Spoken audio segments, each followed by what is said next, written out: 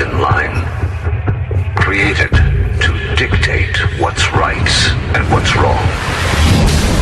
But on this night, we do what we want. We make our own rules. This is our night. This is our show.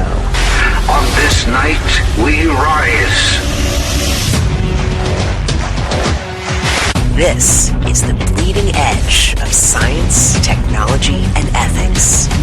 This is Evolution, unwilling to submit. We learn all that is learnable. Tonight, power shifts. Tonight, we raise our instruments of anarchy. Peaceful coexistence, encryption, software, secure devices, and our minds. Tonight, we are unbound by law.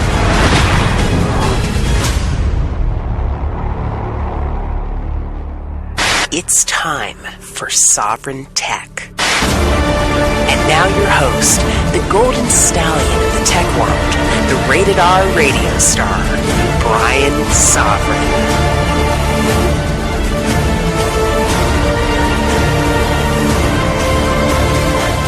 Because there's no we in Sovryn Tech, baby. Of course, there's no I either, but that's another story. However, there is a why.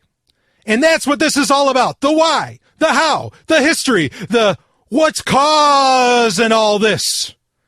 And I'm here to break it all down for you because the great voider of warranties, the chapper of hides, the chief troublemaker, the man that some call the most interesting anarchist in the world today. The man of tomorrow, Savzu, the rated R radio star, the golden stallion, ready for another episode of Sovryn Tech. And this is another one. I say it every week, and I'm going to say it again because since I say it every week, why stop now?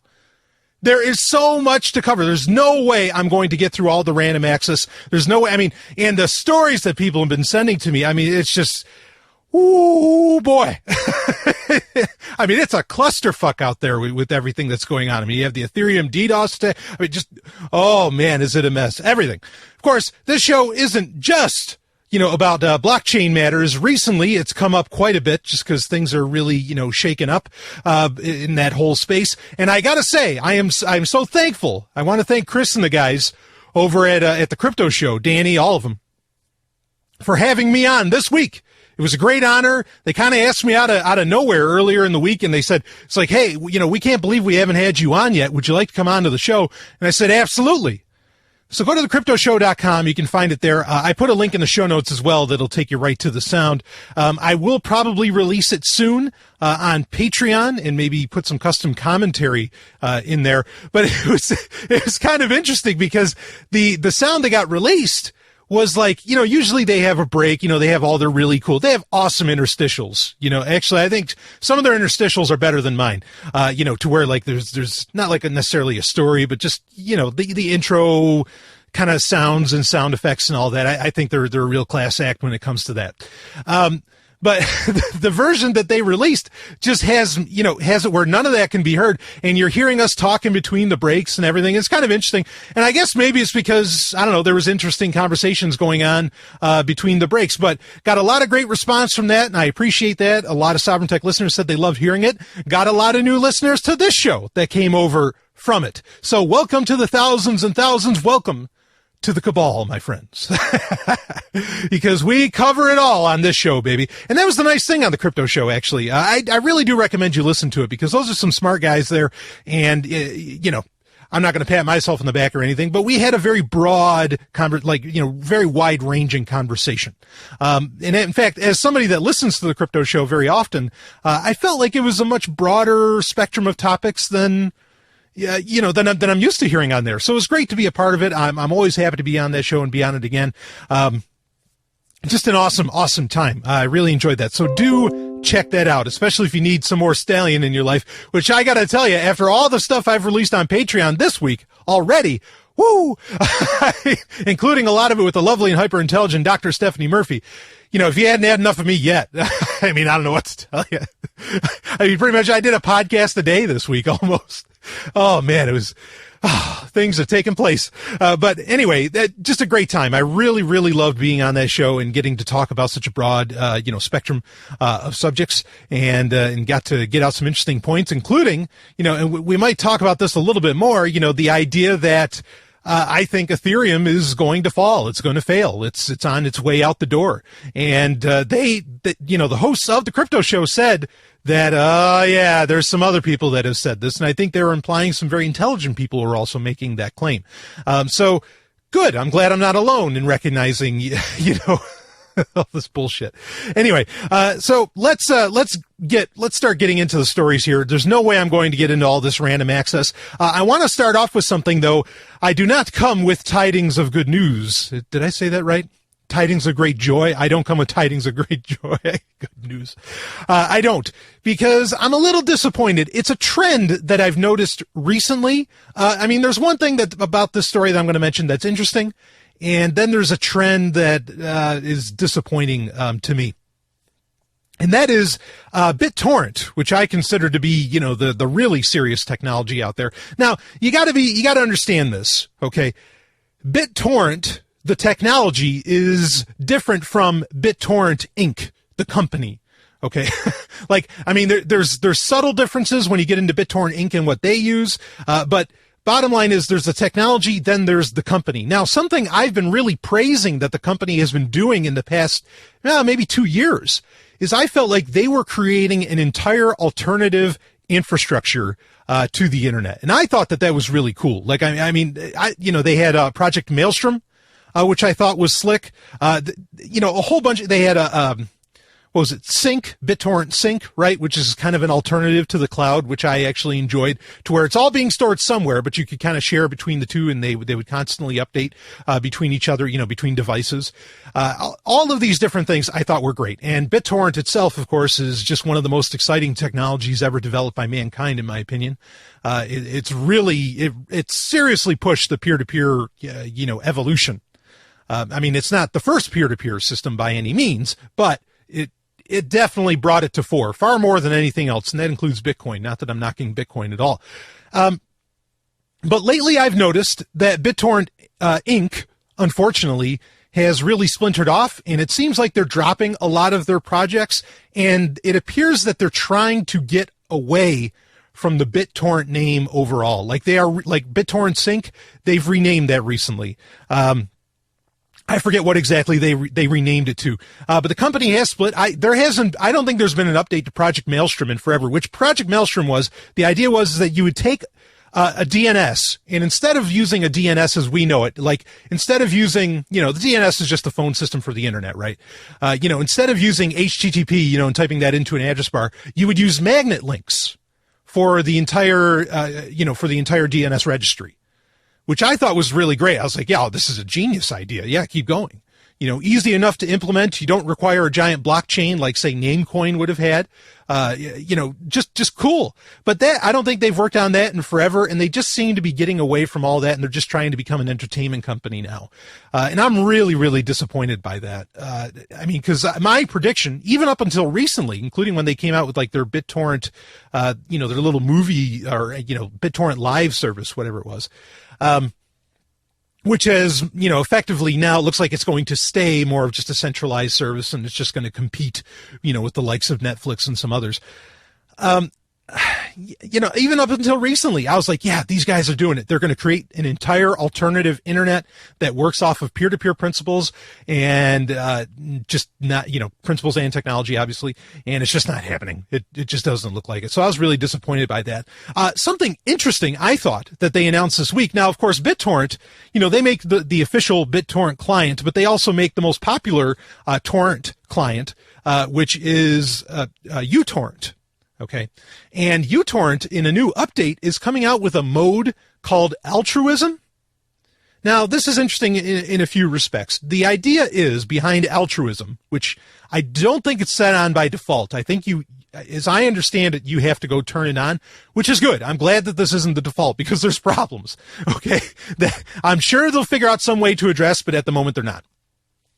But uTorrent altruism, this is a setting that you turn on.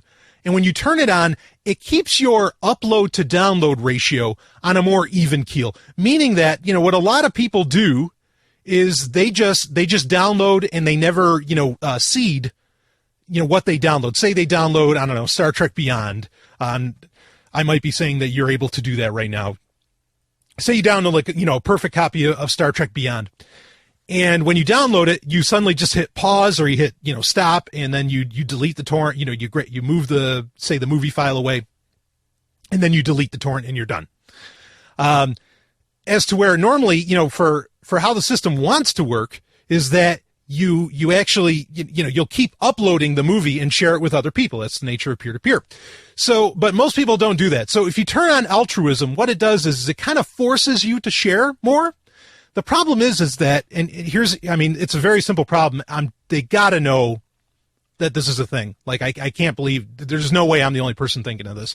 But what could technically happen is that you could, if you were trying to download something, even something quote unquote legit. Of course, I'm an anarchist. I don't give a shit about IP or laws, but whatever.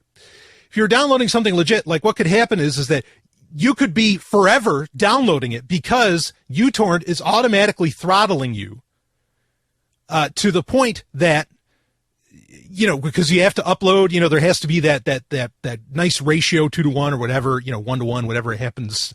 I don't know if you can exactly change the settings itself. Like you could choose the ratio of altruism. I hate that word, but because it's just not real, but whatever. But the bottom line is that yes, you could get to a point where you are never ever done downloading something because of this altruism setting. So it's an interesting idea, to try and get people to share more. But like anything else, if you're just like forcing it, there's always going to be some kind of problem, like the one I just described, to where you can never actually download it because, you're constantly uploading. Or like maybe what happens is there's nobody else kind of fetching it, for an upload. So, or, there's no other leechers.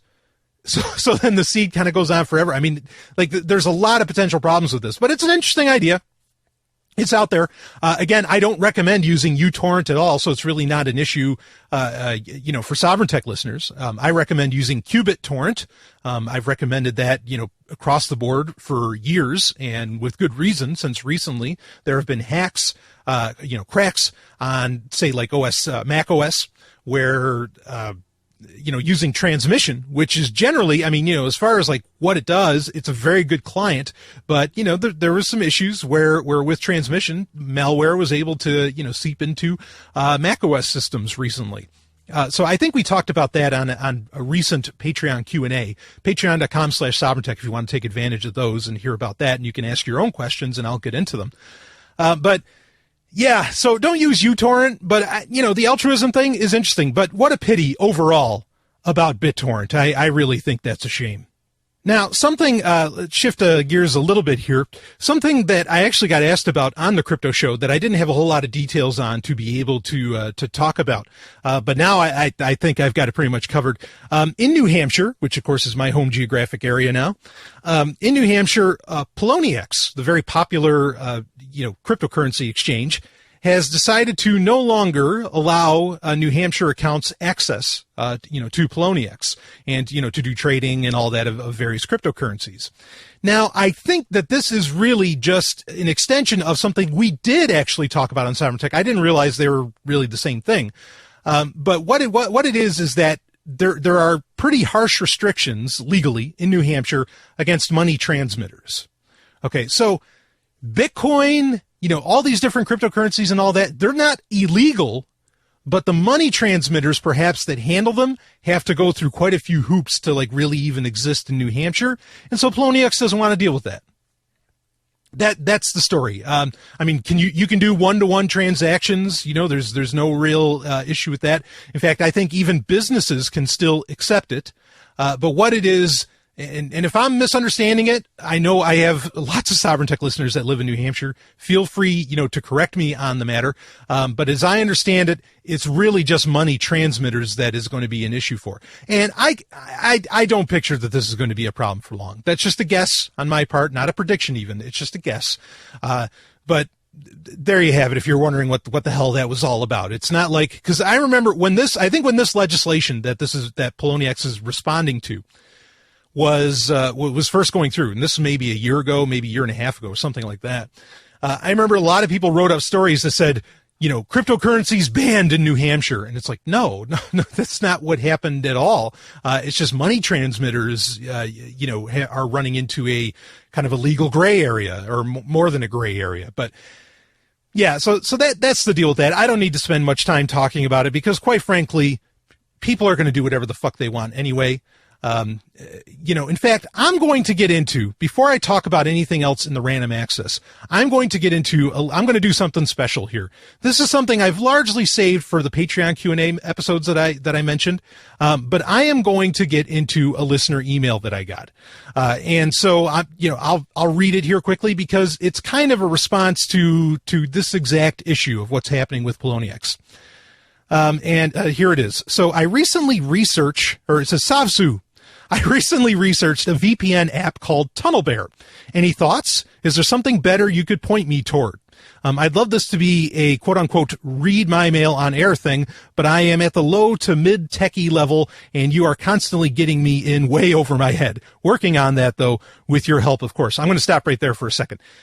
Thank you so much for listening. And in fact, I'm glad that you're learning from doing the show and that you enjoy the show. The balancing act is on my end though. like I am always balancing between am I talking more to a beginner level audience? How far do I go in explaining these things? Am I talking to, a highly technical audience?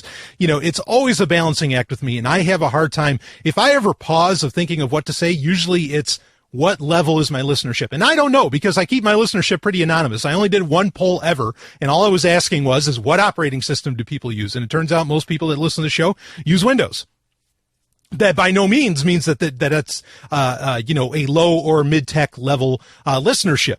Okay, I know a lot of people that are the best in the world at cryptography and everything they do that use Windows all the time. For example, Steve Gibson, personal hero of mine, the guy that runs Security Now, who I've modeled half my career after. Okay, he uses Windows. All right, so that doesn't mean anything.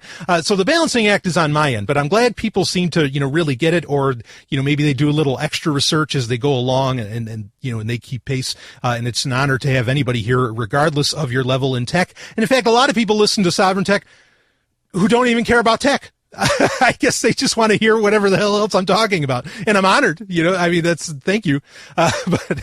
Anyway, I'll read on with this. So, and I want to answer the question about the VPN thing because that's directly, related, I think, to the Poloniac situation.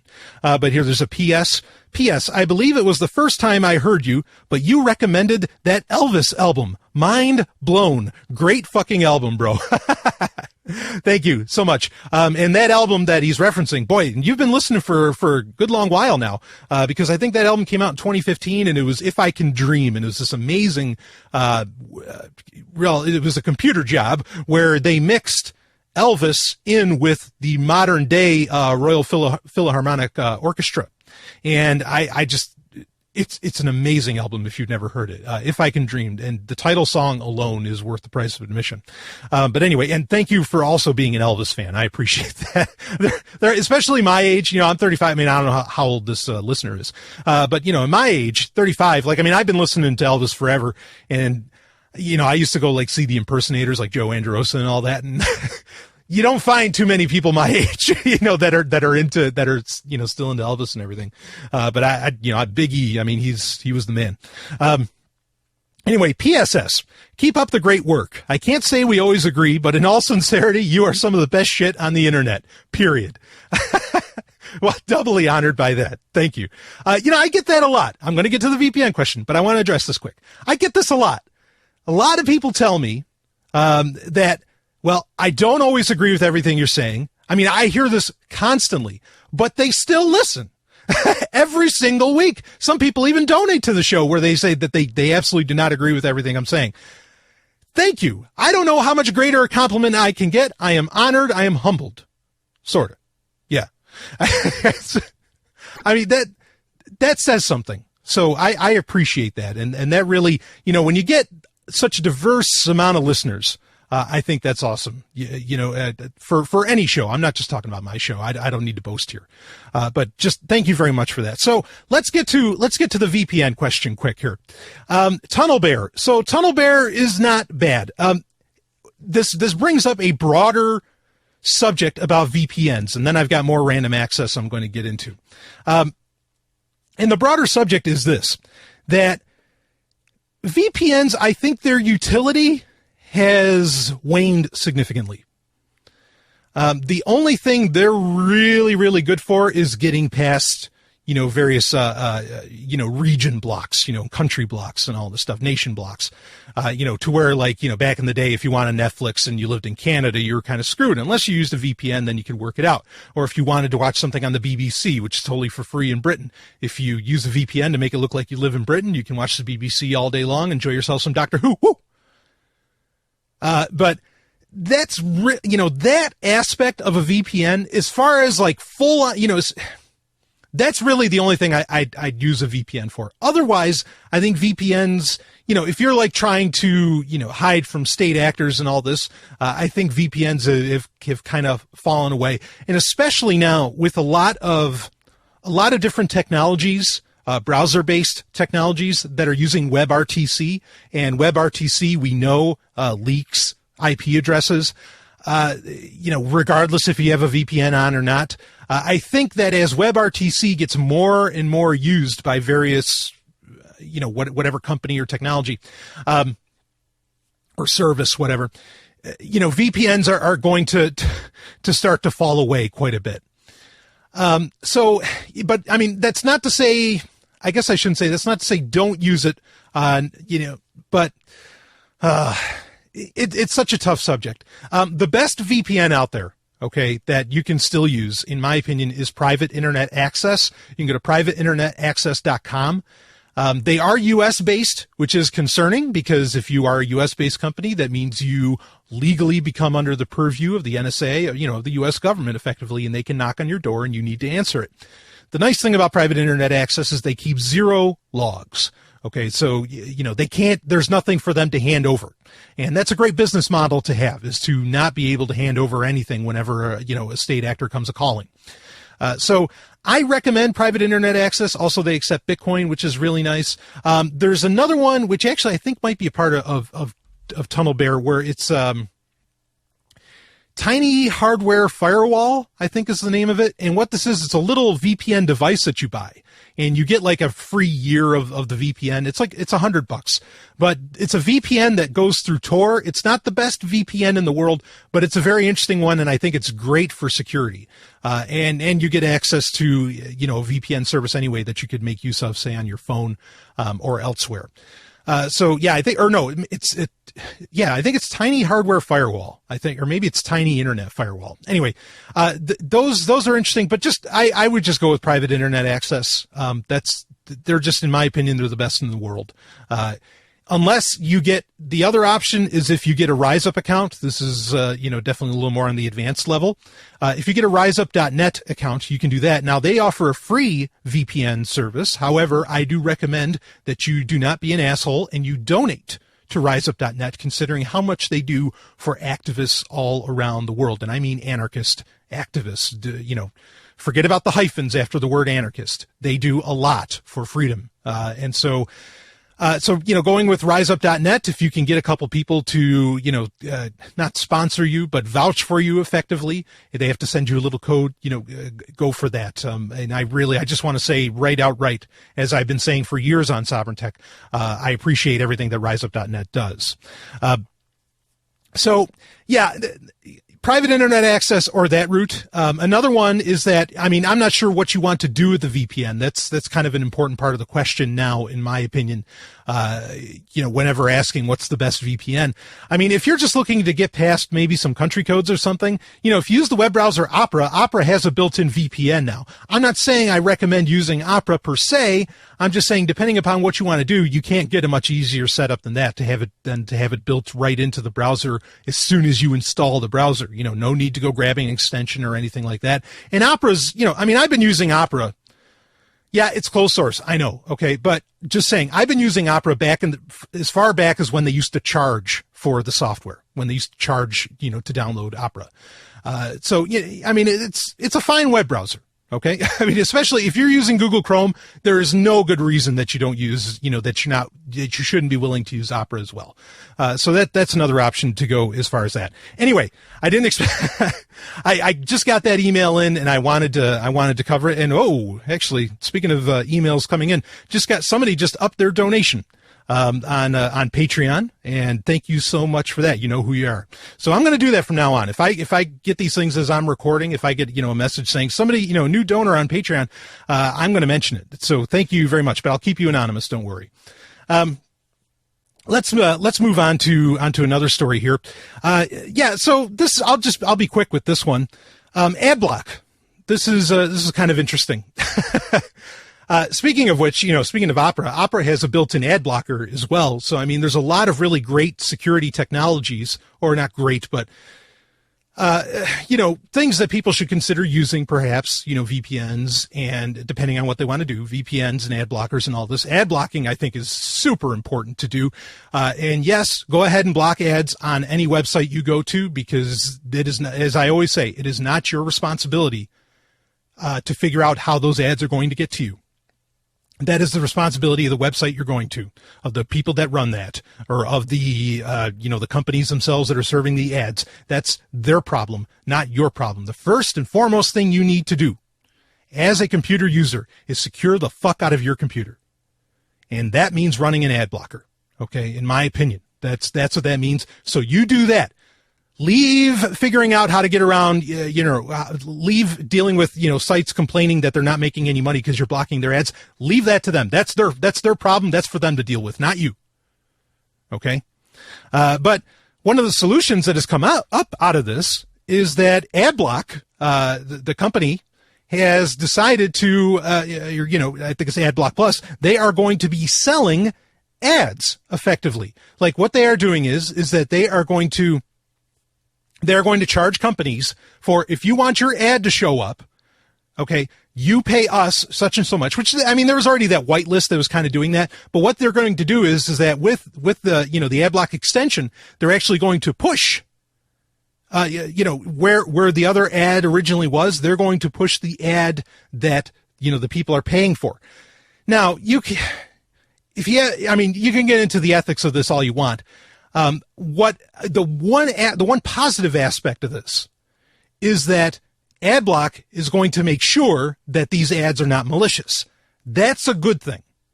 All right. And as far as, there's some questions as to how, I'm going to be keeping an eye on this because there's some questions as to how it all works out. Okay. But, will it be targeted ads? How are they going to pull that off? And that's an interesting thing because I'm not sure how exactly they would make it into targeted ads, because if it isn't targeted ads, then effectively, solving the ad block problem for a lot of companies is going to go back to the days when, on TV and radio, it was a shot in the dark as to whether or not you reached the audience that you wanted. Now that's okay, because that shot in the dark allowed for a lot of fortuitousness, in my opinion. I don't think targeted ads are a good thing.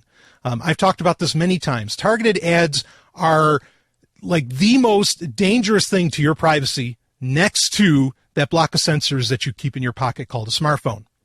A targeted ad is that is such a great thing for, if I was the NSA, I would look at it, I would ask companies, okay, what does this user have for targeted ads? Because you could tell so much about a user if they did that. If the targeted ads is accurate, there's a whole other conversation around that a lot of that stuff, isn't really accurate, but they are trying to constantly enhance targeted ads. So at some point, maybe they will be.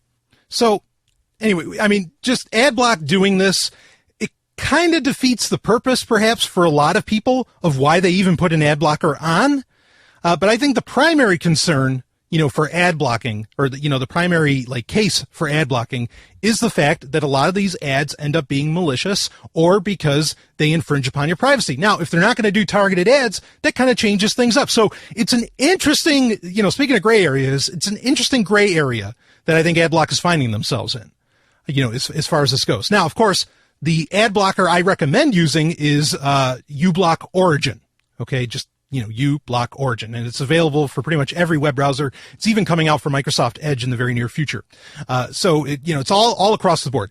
And it's on Opera too, if you were using that. Okay. Even though that already has an ad blocker built in, but I'm sure they're kind of, understand Opera is owned by, a company in China, and you better believe that kind of like Ghostery or whatever, they are selling off a lot of the data, that they collect from you, to whoever. And that would include like what sites you go to and where they're blocking them and things like this. So something to think about. But anyway, uBlock Origin is the one I recommend. They have as yet not talked about anything of this sort. They are just blocking ads, and they're doing the best job in the world at it. Actually, it's one guy that develops that, largely. So, kudos. But, anyway, I thought that was interesting that was happening. The ad block conversation, the use of the technology and all that, it is not something to be ignored. Do not go on the internet without a condom, folks. And I know some people say the VPN is the condom. Well, so is an ad blocker in a very real sense. So I recommend, using one at all times, unless, you know exactly that you want it turned off. Otherwise, leave that shit on. So interesting about ad block, depends on how that shapes up. It really as to how heinous perhaps, the whole thing they're doing, is. I mean, that's a new industry. I mean, that they really, that AdBlock pretty much figured out. I mean, that's wild. All right, let me see here. I want to skip ahead on a couple things. This was something, I actually put the link to this in the show notes. A group has actually developed what they call ungoogled Chromium. And Chromium, of course, is the open source version of the Google Chrome browser, meaning it doesn't have the Pepper Flash built in, which is one of the main advantages for a lot of people using Chrome, or at least it has been over the years, is that you didn't have to install Flash, and your system was a lot more secure because, Chrome is sandboxed. Flash, because there was a lot of Flash vulnerabilities and exploits, that were just a real problem for, like a decade. I mean, they're still out there. Just, a lot of sites have ran away from Flash, thankfully. It's interesting that, so what I find fascinating is that Chromium itself is supposed to be this big open source thing. Now, I'm going to bring up a caveat because we've talked about this before on Sovryn Tech years ago. The idea that there needs to be an even more, shall we say, or less featured version of Chromium makes a statement that there are things still inside of the open source project of Chromium, which a lot of other web browsers use, including Opera and others, that some people find to be very privacy encroaching or insecure. Now, Google, still largely pushes Chromium. I mean, it's still effectively a Google project. And in fact, one thing that we know that happened was that there were updates getting put into Chromium that, what was it? It was the sound. So Google Chrome has that feature where it can listen, like it can, it can hear for, can listen for OK Google and all this different stuff. Okay. Now that is not an open source technology. And what happened, I think this was about a year and a half ago, maybe. What happened is that in Chromium, suddenly somebody saw, thanks to it being open source, that there was code injected that allowed for that microphone to be turned on by default. And people were like, why? Whoa, what the fuck? What's this doing here? This is Chromium. Google's not supposed to be encroaching on this like this. So I think there's some validity to the idea that there needs to be an ungoogled Chromium. So I put the link in the show notes for it. It's available for a few different operating systems.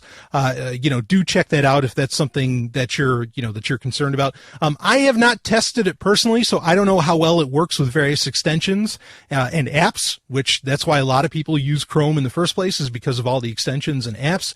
Of course, the apps are going away, right? We learned about that for, by 2018, they won't be available on anything other than an actual Chrome OS device. Which leads me to remind you, now I'm not going to talk much on this, but October 4th, just a couple days away, because this is recording on October 1st, 2016, Google's going to have an event. They're going to have a big event. They're probably going to reveal a bunch of hardware, Pixel devices, all this stuff. Okay. Now there's rumors out there, well, there are more than rumors, about an Andromeda OS, which could be this hybrid, this Google OS that people have been talking about, myself included, for over a year now, where it's Android and Chrome kind of combined into one, Android and Chrome OS combined into one. I'm not going to go into depth on that because, it's only a couple of days away. We'll just fucking wait. Okay, to find out what's happening there. But that, what does that say more about, the Chromium project itself, and maybe what's happening with why are apps getting taken away from Chrome on all the other operating systems? And that's because they're, maybe Google is making a big play to make this Andromeda OS, which isn't Fuchsia. I don't think they're the same. Fuchsia OS is one we talked about on Sovryn Tech, where it's that real-time operating system. I don't think that this is the same thing. But, a big play for Andromeda, kind of to become really the new Windows, where it's great on desktop, blah, blah, blah, all of this. But we can just wait a few days for that to happen. Another thing, here's another little bit, and I still have a main story to get into, and we will get into it. But I thought that this was fascinating. But there was a report and Facebook admitted it, and they said, oh, sorry. That Facebook themselves, we're just talking about ads, that Facebook themselves lied about the penetration and the engagement numbers of Facebook videos. They lied to the tune of 60 to 80% variances in what they said. How many millions? Oh, no, it actually wasn't a million people that watched that video. Or whatever. They just straight up lied. And they said, oh yeah, we're so sorry. It was a screw up in our algorithm, right? Like everything is. Algorithms are, it's the new scapegoat. It's like, oh yeah, it was just our algorithms. When the fuck are these companies going to take some personal responsibility? Did they hash out refunds to anybody that bought ads? No, they should have. Or give them Facebook credit or something. This is bad. And that's, we were talking about ads there just earlier. It really speaks to the fact, because I have to deal with this, or, I've had to deal with this as an advertising executive at various points in my life, to where, I keep hearing, oh, no, we don't want to do radio or television ads. And because, on the internet, things are more targeted, our money's better spent, blah, blah, blah, blah, blah. Apparently not. The numbers you're dealing with are a joke and a lie. We've talked about there's been a lot of research on this already, and we've talked about that on Sovryn Tech. It was during a HackSec, if I remember correctly. But this one is out in the open, and the company admitted to it. I'll give them credit, I guess, for admitting to it, but still, it's just not true. And I think this happens for so much. Well, it happens for a lot of business, not just Silicon Valley, where people are just faking it till they make it. It's like, okay, all right, we gotta make it look like there's another video service in town besides YouTube, which largely there isn't. I wish there was, okay, but there isn't. We gotta figure this out, okay? And so let's just tell them that it's this much percentage, blah, blah, blah, and then everybody will think that we're actually, a YouTube competitor, blah, blah, blah, when you're not. Go figure. Facebook lied again.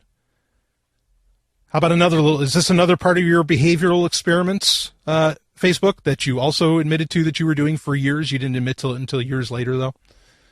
Disgusting company. All right, so, one last bit of random access. This actually comes from a listener asking me about it. In fact, they said they heard about it on the Lava Flow podcast, and this has to do with the messaging app called Wire. That's it. It's just called Wire. And they were asking, what do you think of it? Is this dApps? Of course, dApps is my term for it. It's not dApps like for, the crap that on Ethereum. But dApps is decentralized, decentralization, anonymity, privacy, and security. Like that's what I think great software looks to achieve, or, those four principles. But anyway, so asking about Wire. Now, this is something, it's been around for a while. It was made by some people originally from Skype, some, ex-Skypers, and it's been around for some time. And I didn't pay much attention to it just because as a messaging service, it wasn't open source. And, again, if you don't want open source, you might as well just use Skype, right? So, but what I found out is that recently, back in July 2016, Wire did go all open source, which great. I think that's a wonderful thing. And the nice thing about Wire is that like every single aspect of it is genuinely encrypted. The voice calls, they're using DTLS and SRTP, video calls, they use RTP, regardless of how you feel about some of those protocols. They're doing it. They're saying, no, this stuff needs to be encrypted. Either instant messaging, service within it, because this is full featured. This is actually a Skype alternative. So yeah, I mean, it makes sense that it was made by, ex Skype employees. But it uses, I think they call it Proteus. And Proteus is sort of their own little version of the Signal protocol. Like they based it off of the Signal protocol. So, that's kind of a nice place to start. And, the client server communications, all TLS. Okay. So, I mean, they're making a lot of the right moves, and I've looked at the app and it's totally cross-platform. Like it's fucking available on everything on the web, and all that stuff.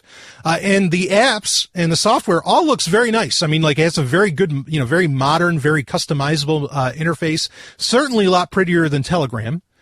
And it allows for tons of features. In fact, it was announced it's the first messaging app that actually does encrypted screen sharing.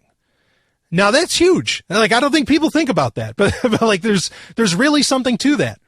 Now, the concern is, okay, if it's all so encrypted, how exactly are you able to use it cross-platform without having, without having to do a secret chat somewhere?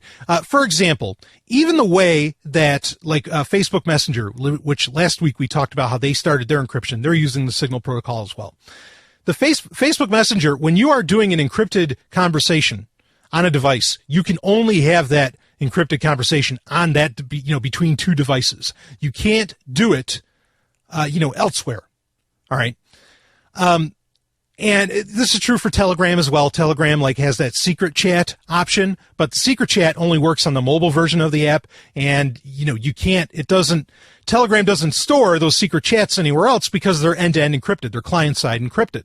Okay. So how exactly, if, Wire is using a degree of client-side encryption, how is this working? Well, as best as I can tell, they are doing it in the same way that Signal, Open Whisper Systems, that the original Signal does it, to where Signal has the Chrome app. And what happens is that you share keys, okay, between the app on your computer, on your desktop, the Chrome app, and with your, the app on your phone. Now that is done with Signal. That's done via QR code. That's not how it's done with Wire. With Wire, as I understand it, I don't think you can get your whole history on there. But there is a degree of a handshake that happens, to where, keys are shared between the mobile app and the desktop. So that's not exactly perfect, but it's not bad. And it's a lot better than pretty much any other messaging service aside from Signal itself. So yeah, there's a little bit of concern that, somewhere, in a centralized way, the keys are getting exchanged, and, is there a problem where, the pair could get taken, by a malicious actor or something, or could get read by a malicious actor? Yeah, but this is pretty well done how it is. I mean, as I always say, my main points have not changed at all. If you want, bet on your life, this is really important. I don't want people knowing about this kind of encryption. You use Signal. That's the end of the story. Okay. That's just that, or PGP. You can use PGP as well, but that's as far as that goes. All right. But outside of that, you want to encrypt everything anyway, in whatever way you can, at least make things expensive for all these bad actors out there. Wire is a fine service as far as I can tell. I still don't trust as much as I trust Signal, but it looks fine and dandy. Okay. The only concern, and I mean, there's ways, use, perfect forward secrecy, and you can effectively make it so that anything read previously on the other device isn't going to show up there, even though after the fact, kind of like with, how you exchange keys, with the Signal app on desktop and the other, it can see everything after the fact, but before that, it doesn't have any of it. So there's, it's about as secure as you could do it and make it as easy as you can. I mean, that's such a key point, is that real security is hard. There's no one click. You're not going to get one click access to genuine security. You're just not. Okay. Or, if you're going to get one click, it's only going to be one device. Just like with Signal, okay? Most of the time, unless you're doing that QR code, kind of key pairing, which is a very nice setup to do. But, well, anyway, even that be cautious. So that's my take on Wire. I think it's fine. I don't give it the same marks as I would Signal, but I think it's a great option out there. I mean, and if you're looking for perhaps a Telegram alternative, or an alternative to Skype, or an alternative to a whole bunch of things, I would be looking in Wire's direction. I'm going to be looking into using it a lot more. It's a beautiful app, no doubt about that. But anyway, there you have it. That's my take on Wire. Now, I'm going to get into a main story, and then I'm going to, if I don't have the time to do this here, there's a second part, and I might do the second part of this in during First Choice. So, but why don't we go ahead? Let's start reading this story here, because it brings up a subject. It makes a reality a subject that we've largely only theorized about on Sovryn Tech over the years. And I mean, I've been talking about this for a long time. Like I might have been episode 10 of Sovryn Tech 4 years ago. Okay, where I first brought up this whole subject. And the subject really has to do with pictures being taken. I mean, we have cameras everywhere now, in our hands and wherever else. And the concern is that, or something that I've brought up before, is taking pictures, say, of your child. And there's nothing inherently wrong with that. I mean, there's pictures of me when I was a child, but I mean, they weren't put up on the internet. They're just all in, photo books and all this stuff, or photo albums, which is, very nice, physical ones, not digital ones at all. But now, with all these digital pictures, I mean, with the case I've made is that a lot of parents are really giving Facebook, Google, the NSA, but I repeat myself, a whole bunch of companies and governments, a lot of data on their child that they can, use later to do who knows what. And also, does, taking a picture of your child and sharing it around, to everybody, does that break? I mean, let's be clear on this. Children are just little humans. They're still humans. They still have all the, liberties that humans are due because of their humanity. So if you're posting up a picture, without the baby's consent, I mean, is there an ethical issue there? That's the question I ask on Sovryn Tech all the time. So now what's interesting is this case here. I'm going to read this. Teen sues her parents for posting embarrassing childhood photos on Facebook. This speaks right to points that I made. Let's read it from September 16th, 2016.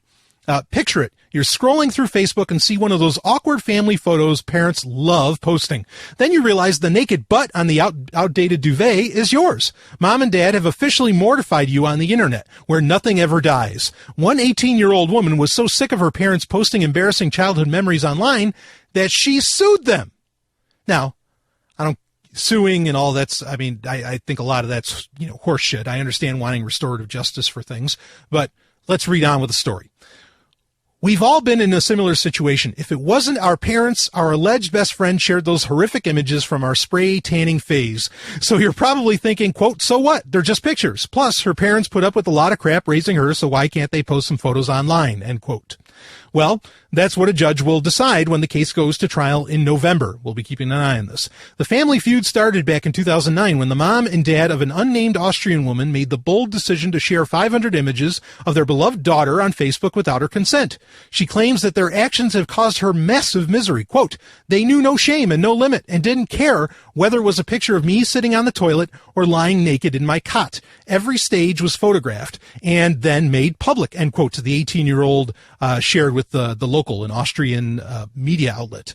While we're all for moms and dads snapping and sharing away, there has to be a limit. Personally, I never understood and this is coming from a blog called Scary Mommy, I never understood the fascination with taking naked baby pictures. Parents obviously love them, but is it really necessary to share those online? Can't you just keep them for when your son or daughter brings home their potential marriage partner? Embarrassing our kids is most definitely a parental right, but shaming them in a very public way that can't be easily undone crosses a line. Especially since our work life now involves a full social media background check before every job interview. I'm going to stop right there. Stallion breaking in. That's an interesting point to bring up, is that, again, social media and a lot of this stuff, your digital life is being used as a way of gauging you, okay, positively or negatively. But I mean, positive and negative, I mean, a lot of people have different moral, subsets. And so how they look at one way that you're raised could be a problem. In fact, I remember, who's really big on doing this sort of thing? The FBI. Okay. I've had some family members that were part of the FBI. And I remember asking them, so, what does it take for you to get in there? And it's like, oh yeah, they dig through all your family photos. They do all this stuff. They want to make sure, you're on the up and up. And if they see one thing strange, you're not getting in. Now, I don't want anybody working for the FBI. To talk about unethical fucking government. But the point is kind of the same, is that, parents might not be fully conscious of what they're doing to their child's future. And thus, are they being good stewards? It's an interesting thing to bring up. And it's also, I'm going to read more of this, but it's also interesting to bring up that, this was a problem before computers. Kids have always hated, please don't show my friends, don't show my boyfriend or my girlfriend, my pictures of me when I was a baby, please don't, I'm so embarrassed, blah, blah, blah. And then the parents will go ahead and do it anyway. So much for respecting autonomy and respecting, personal liberties, right? I know, you say it's such a simple thing. Well, for some people, it's not. Some people, in our very fucked up world, especially teenagers and whatever else, they can get really harassed over this because, it's an ugly world out there. How many people, just because of, say, their sexual preference or something like that, and that's what happens is, what if you share a picture, of little Johnny wearing a dress? I don't, personally, myself, the Golden Stallion, I don't care if guys wear dresses. Go ahead. Rock and roll, man. But, at school, and yes, school's the problem, I know, but, parents as stewards, I think you should be conscious of this. At school, if they see that somehow or someone talks about it, oh man, the taunting and the torture. And some kids go so far as to kill themselves over, when it's that bad, because they think their life's over because they don't know anymore. How many adults still live like they're in fucking high school? Just look at Facebook. The whole goddamn thing's a popularity contest. It's horrendous. This is a genuine concern. I'll read on here. Their daughter, quote, apparently asked for the photos to be deleted from Facebook many times, but hasn't successfully convinced mom and dad, which prompted the lawsuit. Quote, I'm tired of not being taken seriously by my parents, end quote, she explained. Good luck with that one, lady. I'm 32 and my mom still calls me every few days to make sure I've survived the grueling battles of adult life. They can't help but think of us as their little babies. Now, I'm going to stop there again. Oh, I got so much I could say about this. Okay, but if you ask somebody, please don't take my picture, and they went ahead and did it anyway, what would you do? This isn't I don't agree with the concept of the spoiled brat, but don't give me that shit that this is some kid that's just, going out, being outrageous or something like that. What kind of a parent are you? If a kid says, please, just please don't share that. How hard is it to delete a fucking picture off of Facebook? These parents are assholes, in my opinion. If they're asked, it's a whole other subject on whether or not, it should have been shared in the first place. I'm not going down that road. I'm just saying, she's kind of right. Please, take it down. Take it down. I don't want that up there. If I was a parent, I would respect my kid enough to say, sure, of course, I'll take that down. Wouldn't I do that for my girlfriend if she didn't like a pic? I ask, I'll tell you, lovely and hyper-intelligent Dr. Stephanie Murphy. You think I don't take a bunch of pictures of her? She's gorgeous. And, but before I share anything with her in it, I ask her, how do you feel about this one? Do you want me to share this? And if she says no, I don't. Why wouldn't I treat any other human being that way? Especially after the fact if they ask me. Of course I would. Reading on. Either way, the case will be an interesting one to watch. The young girl's dad feels very strongly that he's got the right to publish the pics since he took them. But her lawyer, Michael Ramey, thinks he'll win the whole thing if it can't be proven that her rights to a personal life are violated. Well, this is the first case of its kind in Austria. It's a relatively common one abroad. Europeans don't take kindly to photos of themselves being published without their consent.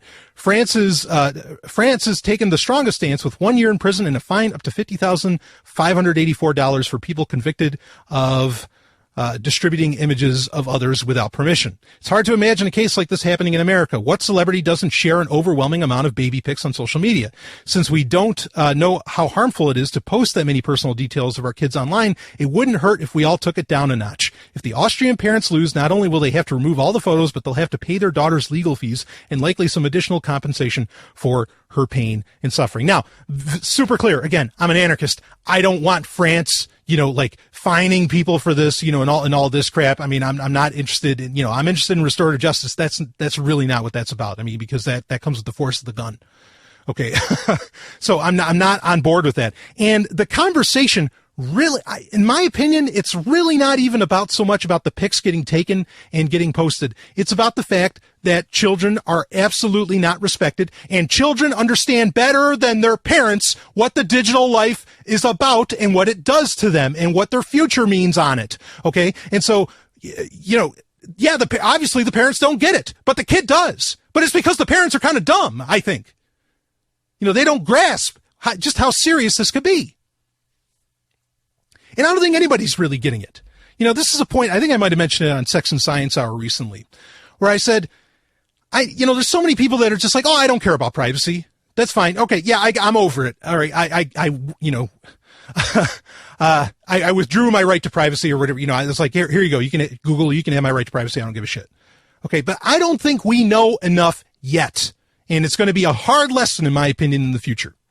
Okay. We don't know enough yet about how the lack of privacy is going to work against us, what damage it can do, because it's an insidious thing. It's the tiniest little disease that takes decades to catch up with you. That's my guess. Well, we're going to continue this conversation in the next segment, okay? Because we're going to talk about the new company on the block that's not so new, Snap, that used to be called Snapchat. Woo! Hey, all right. I want to tell you about a Sovryn Tech sponsor. I am so honored that they are a sponsor. And that sponsor is Roberts and Roberts Brokerage. Baby, if you want money that doesn't track you, okay? If you want the real value in your life, get your hands on some precious metals, okay? Diversify your wealth. Do all the cryptocurrencies, do all the ones you want, all right? But then at the same time, get your hands on some stuff that has been valuable for a good long while and that'll hold its value. I like to call it real cold storage, and that's precious metals. Gold, silver, platinum, palladium, whatever you want. Roberts and Roberts, they've got it, and they're going to get it to you fast. They'll even buy yours from you if you'd like. But if you're going to go buy some, here's the best part, okay? Roberts and Roberts Brokerage accepts Bitcoin. In fact, they're Bitcoin preferred. They know Bitcoin's real money, and thus they're willing to give you real value in exchange with gold, silver, whatever else. You want to be doing business with this company. I say it all the time. They are one of the best businesses in the world today. They are on the cutting edge, dealing with some of the, it's not really technology, but some of the oldest things in the world.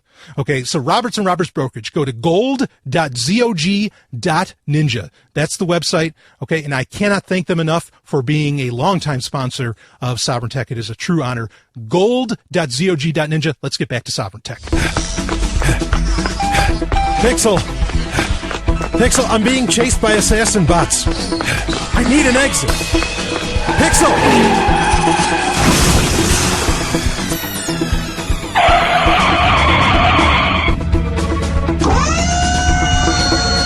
Boy and Sovryn, come with me if you want to leave.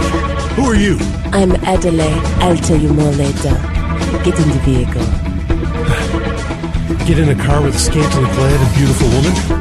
Guess it's been my first choice before. Let's go. First choice. It is time for first choice. Wrong microphone. Woo! From the, oh man, I love the studio. Anyway, yeah, time for first choice. Now we're going to just jump right off from what we were talking about in the last segment about the case of the teenage woman who is suing her parents. And please, folks, if you want to write her off as just being some quote unquote, I'm speaking in conventional terms, not terms I agree with, some kind of, spoiled brat girl that, just wants some money in her life and all that stuff, or maybe is mad at her parents for something. Okay. None of that, it matters, but none of that matters to what we're talking about here at all. Okay. That's inconsequential to the abstract ideas that we're talking about. Don't psychologize this shit like that. Don't write it off like that, because this is serious. Now, the interesting thing that happened this week in light of that story is that Snapchat has now, what some call the number 3, or maybe even the number 1, depending on who you're asking, social media platform in the world. I mean, it is the dark horse of social media. I will never have a Snapchat account. I don't have one. I don't use it. I've seen it in action. I've seen enough. Okay. That's not for me. Now there's an interesting, what they announced this week when they became Snap. This is going to get very strange, and this is worth covering because it has to do with, I mean, Snapchat is big amongst the younger generation, right? Or, the younger folk. And they came out with a product, okay, called Specs, which is effectively sunglasses that have cameras on them. And I mean, instantly you're going to think of Google Glass. I understand. We're going to break down, what all this says. But there's an irony here because, and I'll just say this right out of the gate before we get into the technical aspects of Specs. The irony here is that Snapchat is, in theory, by a lot of people, is popular amongst younger people because of the very thing that we were just talking about, that the pictures don't last forever. Okay. That the pictures will actually, supposedly go away after 24 hours, right? Or however many seconds or something, So Snapchat claims they don't hold it more than 24 hours. Yeah, fucking right. It's all getting stored in Utah. You know that. But that is the claim. So Snapchat is popular because of the privacy aspects, because of the control of data aspects. And because, again, like I said, I think like that, that young woman that we were talking about earlier, she has, she understands what the future means for her digital life. I mean, this happened with a lot of people, with Facebook accounts. Okay. Right. When they first got a Facebook account, most people were in college because that's originally where Facebook was, or who Facebook was available to, was to college students. All right. So they shared all their pictures between all their college friends who they figured would understand of them, getting wasted on whatever party and they're hanging upside down, playing beer pong or something. Right. But then what happens is, 5, 6, 7 years later, they still have all that in their history. And their new employer decided to take a look because now everybody uses Facebook. And so they could see that. And then, oh shit, young people get it. They understand what their parents don't, that these things have real life ramifications. Okay. Because they exist in a world that is eroding away privacy as to where their parents likely grew up. And I'm not saying this is true for all parents. I know there's a lot of parents, a lot of people, 30s, 40s, 50s, 60s, whatever. Okay. That are very, very conscious of what's going on. And I applaud you and I appreciate you. But those parents, most parents didn't grow up where these privacy issues were even a thing. Not really. Not to where they were a big enough thing to where, a company that you go to work for could look into your history the way they can now. So this is ironic because Snapchat is built around this idea of privacy. And yet what they're doing is they're releasing, or Snap, it's not Snapchat anymore. They're releasing, a camera that you're wearing pretty much, could potentially wear at all times, or, at any time you could take a picture. It stands in such contrast. So let's read a little bit about Specs. These are the new hotness coming from Snap. There are 2 new important things to know about Snapchat. First, I'm reading from Wired here. It's just Snap now. That's easy enough. The second may be a little bit harder to process. The ephemeral chat mavens will sell video grabbing sunglasses called Spectacles or Specs, starting this fall. Spectacles, Specs for short, were first reported by the Wall Street Journal, which detailed quirky features like shooting circular video rather than rectangles, but spent appreciably less time on Spectacles' real predecessor, Google Glass, a face pewter that promised the future but turned out to be a colossal failure. That may well be the fate for Specs as well. The name alone doesn't instill confidence, but whatever reservations you might rightly have about wearing camera glasses, don't mistake Specs for Glass 2.0. They've got a lot more going than that. So let's start with what Specs do and how they do it. They're sunglasses available in 3 colors that come with a small camera built into the upper right, left, and right sides of the frames. Tap a button near the left camera and Specs records for 10 seconds. Additional taps get you 10 more seconds, up to 30 seconds at a time. To stop recording sooner, press and hold the same button. The snaps will live on your specs until you transfer them to a smartphone. So, there's a little bit of storage in these glasses. And these, to be clear, these glasses look, they're definitely going for a very, youthful vibe. Like, they have kind of a thickness to them. Like, these aren't really stylish in the, broader sense at all. They're definitely targeting these, at youth. Okay. They'll live on your, on the specs until you connect it to a smartphone over Wi-Fi for Android and Bluetooth for iOS, by default. The specs snaps, bless their alliterative hearts, that's the name of the pictures or the videos, will be saved in the memory section of your Snapchat app. An inward-facing light will let you know when your camera is activated, but more importantly, an outward-facing light lets people around you know that you're being filmed. Snap says specs should last about a day on one charge and come with a charging case that can give you about a week's worth of juice. The whole setup costs $130. In broad strokes, this might sound a whole lot like glass. Specifically, it sounds like the part of glass that gave rise to the wicked portmanteau of glass hole. People filming you surreptitiously behind some weird techno-utopian future goggles. Dig into the specifics, though, and you can see specs already avoiding many of the pitfalls that shattered glass. Now, that's a pretty good pun there. Now, the link is in the show notes for episode 195 of this. You'll find it under First Choice, and I do recommend that you read more of it.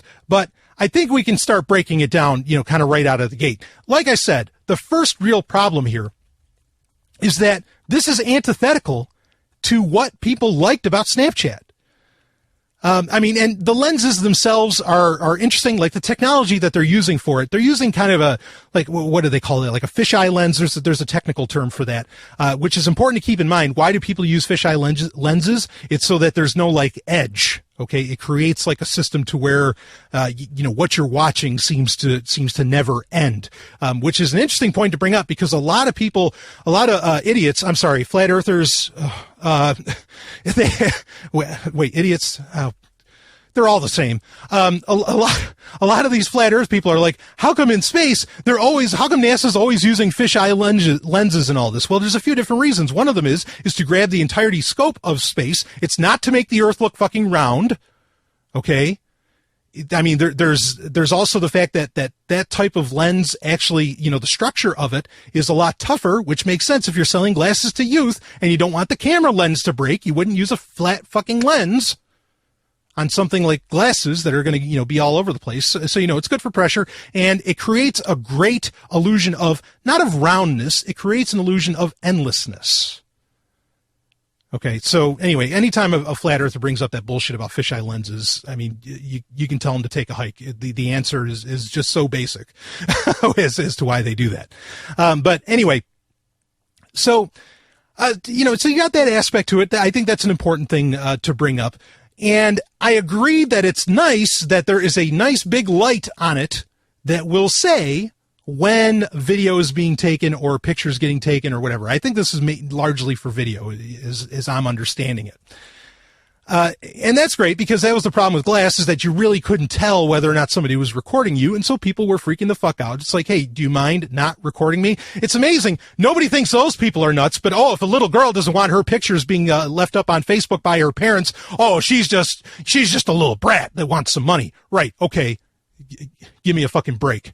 But, just overall, to talk about the technology itself, it's great that it can last a day. Wow. Woohoo. Okay. Let's get wearable stuff, that can do that job, in that small of a battery. Cause these glasses don't look overly large. I'm impressed, by that aspect of it. But, if somebody's going to come out and say that, like Google Glass, this is trying to turn, various youths into, like a surveillance, a secret surveillance team for whatever alphabet soup organization, I would appreciate that, that concern. Okay. That would happen. But I don't think, personally, I think young people are just, I really feel like they're getting much smarter than that. They're seeing, they get much more direct response because they have to go to school every day or whatever else. And they're getting much more direct response upon what they do. And I think they're finding out the concerns or the reasons why perhaps they don't want to share everything to the world. Even though I think the narrative in, the Wall Street Journal or some other, papers or whatever, some other news sources would, paint a very opposite picture. I don't agree. So I think the two things about this whole idea of specs. Okay. I think, is it privacy encroaching? Absolutely. You don't own the photons that hit your face. Make no mistake about that. We talk about that all the time. Okay. It's not necessarily unethical for somebody to take a picture of you. Okay. I'm not really like making that whole claim. All right. But this is concerning when you have governments, blah, blah, blah. All right. I mean, there are, that's a huge argument. That the ethics around that is a whole other thing that I've talked about before. I'm not going to get into that now. What I want to talk about is the specs themselves, because I don't think this is really a viable product. In fact, I think it's near a joke. I think it'll be a fad. It'll be something that, everybody's going to want this Christmas, and eventually they'll stop wearing them for a few reasons. Okay. But what I really think that this is about is this is just something to please investors. This is just like, okay, yeah, we're Snapchat. We're doing something different because they've run out of things to do.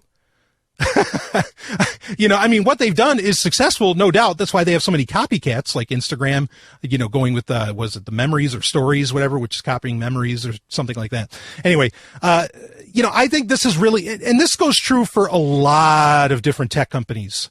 Okay. And a lot of companies in general, what they'll do is they'll come out with this thing that just sounds so wild, like so out of left field. Really what it's about is just pleasing the dumbass investors. And, don't think just because they have the money to invest that somehow they're intelligent. Okay. That's just not the truth. That's a story for another time. All right. But bottom line is just like, why does Android, why does Google keep coming out with a new version of Android and all that? Have they really changed Android that much? Yeah, maybe superficially. Okay. But really it hasn't been that much of a change. Like stage fright, they can't really do much about that, right? Because it's, core to the system. So the core hasn't changed much, blah, blah, blah. They keep coming out with new numbers, new versions of, say, an operating system to please investors. That's the idea. Okay. And so I think that really specs is just Snapchat saying we have room for growth when maybe they don't. Because like I said, I'm never going to get one. I appreciate kind of I appreciate the narrative around it, that this is more of a privacy oriented app, but we all know that there's no way. I mean, maybe we don't have the hard data, okay, to prove that that's not true, but there's no way that something this popular is not getting taken advantage of, by the NSA, CIA, GCHQ, and all the rest of them. Okay. I think here's the real reason why I don't think that these are going to take off, or why they're just going to be a fad and fall away. And I think this is the reason, and I didn't realize it really until specs came out. I think this is the reason that Google did not just slap Google Glass onto a pair of sunglasses. And that's because sunglasses dehumanize, or they can dehumanize. I'm not saying there's something wrong with wearing sunglasses. I wear them all the time. Okay. But when you're in an intimate moment, which, say, pictures are supposed to take a picture of, right? When the person's wearing sunglasses, there's like, when you don't see the eyes, the proverbial, or not proverbial, but proverbial, the proverbial window to the soul, you lose something in the moment. I think it's true. I mean, it can add something, but it can also oftentimes take away. And I think, for all those amazing moments that people like to show off in sunglasses while they would be wearing these sunglasses, I think it's going to lose something. And I think unconsciously people are going to realize that, and this whole specs thing is going to fall away. Now, like I said, this is probably just an investment play. All right. This is something to appease the investors, but that doesn't mean that it can't morph into something else. And this is where things get interesting. I think that in very short order, Snap is going to turn this into an augmented reality platform. As in, they're going to show, we have this many users with Snap, blah, blah, blah, or with specs. We've sold specs like this. It's, this is the hot thing, blah, blah, blah. They're going to show those numbers, and then they're going to pivot and say, this is all about creating augmented reality. This is all becoming an augmented reality company. Because, like I said, Snap doesn't have anywhere else to go. They have nowhere to grow, okay? I mean, there's only so much you can do with a photo taking platform. Really. So the company's got to have that. Again, it's the crazy thing that every Silicon Valley company wants, and it drives me insane. But all they care about is growth. All right. Because they're probably selling at $130. I got the feeling specs is being sold at a loss. Really. But what I think they're going to create this new kind of platform to where, we are augmented reality. Maybe even Snapchat will turn into a gaming platform of some kind, and Snapchat will become a part of ID. This is where I think that's the real direction that they're going with this. The idea that it's designed to somehow capture moments better. I mean, people use GoPros for that shit. I think, it might be to, maybe get young people used to having a camera attached to glasses or whatever, but this is not something that's going to be, used widely. In fact, to some degree, I don't think that they're so good for the surveillance state. Not like Google Glass was, where you had a whole OS on there, that could do all kinds of things. This is very, very basic. I don't think it's something that people are going to be wearing nonstop like they did with Google Glass and looked absolutely ridiculous. I think the real idea here is to create, it's to jump into a new hardware platform, kind of like what Amazon did with the Echo. So they're trying to leapfrog that, but it's not about taking the pictures. I think this is really about going into AR, because I think kids are too smart to want this in the long term for anything else, kind of like what we talked about, earlier on. But again, please don't misunderstand. I don't care if they do get into AR. Of course, my big thing, I think VR is going to be the big deal. And so this doesn't interest me at all, but I will never, ever let the Golden Stallion promise you right here. I will not have a Snapchat account. I'm not doing it. Not happening. Okay. And that's the thing too, that's more proof of the fact that they're just trying to expand. That's why they changed it from Snap and then the product Snapchat. Ooh, I'll be back. Hey, woo! If you want to, let's do this, okay? I want to thank another sponsor of Sovryn Tech that I'm so honored to have on board, and that is CryptoCompare.com. We were talking about some various blockchain technologies earlier on in the show. This is the place to keep an eye on it. Monero's been a hot thing to talk about recently. Boy, the Monero bubble has popped. The price is diving. But if you want to keep track of that sort of thing, or if you want to know all the great software to use, all the great wallets, not just for Monero, for Bitcoin, Ethereum, Litecoin, whatever, you want to go to CryptoCompare.com. Go check them out, and I cannot thank them enough for being a sponsor of Sovryn Tech. All right, let's get back to the show.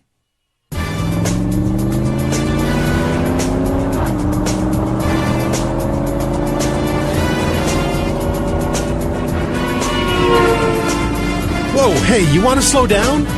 I don't do slow. I move fast. Okay, well, so you're French. Everyone in the future speaks French. Wait. The future? From 2099, Permanent Autonomous Zone, Osiris-1. You've been there. Oh, this isn't happening. It only thinks it's happening. How do I know you're from Osiris-1? RGP fingerprint Omega 746566666. Okay, you're legit. Hey, really, be careful. You drive like you're playing a video game. That is how you programmed me. Game Talk. It is time for Game Talk, where we get to talk some video games, baby, and we have some stories to tell. I don't think I'm going to get into it. I wanted to get into more about, speaking of AR, but I wanted to talk more about the future of VR as it relates to what we talked about last week. But I'm going to save that because there's some other interesting issues that I really want to bring up. The first thing I want to mention to you, and it's been great that I've been able to do this. Like, it is a golden age for so many things. Okay, especially if you're a fan of anything out of the 80s or 90s, we are in an absolute golden age of content. Okay, but what has been really great recently is that on every Game Talk, I've been able to tell you about either, like a fan remake or update or, of a game, of a classic game like Metroid 2, or Pokemon Uranium, both of which, no longer really exist, at least not to where you can't get them. You can get them on torrent sites though. Or where, like a game that thought was lost forever or never even got finished. Suddenly we find out, holy shit, somebody has a copy and we got the ROM for it, to where we can download it, pop it in an emulator, and away we go. Kind of like with Snow White's Happily Ever After, which is a kick-ass platformer. Go Snow White. Woo! I mean it. But it's been really great to be able to highlight these things. And this week is no exception. Come to find out, a game of Shadowhawk, that was originally for the Super Nintendo has been released, and it's largely done. I mean, and I checked it out. It's very, very playable. Link in the show notes for episode 195 of that, if you want to get your hands on it. If you don't know Shadowhawk is, well, it depends on how you want to chop him up. It's a Marvel comic book character, okay? And some people say that he was kind of Marvel's Batman, or sort of answer to Batman, where he's this very much a Dark Knight character. But he can fly and do all this different stuff. He's recently came back in comic books, and like now he's just nuts, which I don't know why they did that. But he always had like this really badass 90s look. I mean, I think that Iron Man is really the answer to Batman for Marvel. Iron Man's a total copycat, but in many ways. But yeah, I mean, the game is cool. Like, I mean, it's really, really slick. So you get to play, and the beauty of this, again, is that this isn't just some fan remake. You get to play a game from the 90s, made with that 90s aesthetic, made with that 90s ethos, I guess you could say. And it's just like you went back in time. Fucking awesome. So Shadowhawk, you want to check that out. Another thing that could talk about going back in time, another thing that came out, and I could talk about this all show.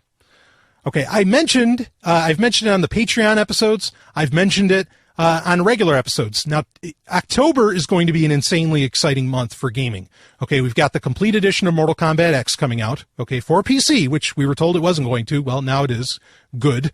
But you have the 20th anniversary of Duke Nukem 3D coming out, where they've updated everything. They've actually made it 3D finally, blah, blah, blah.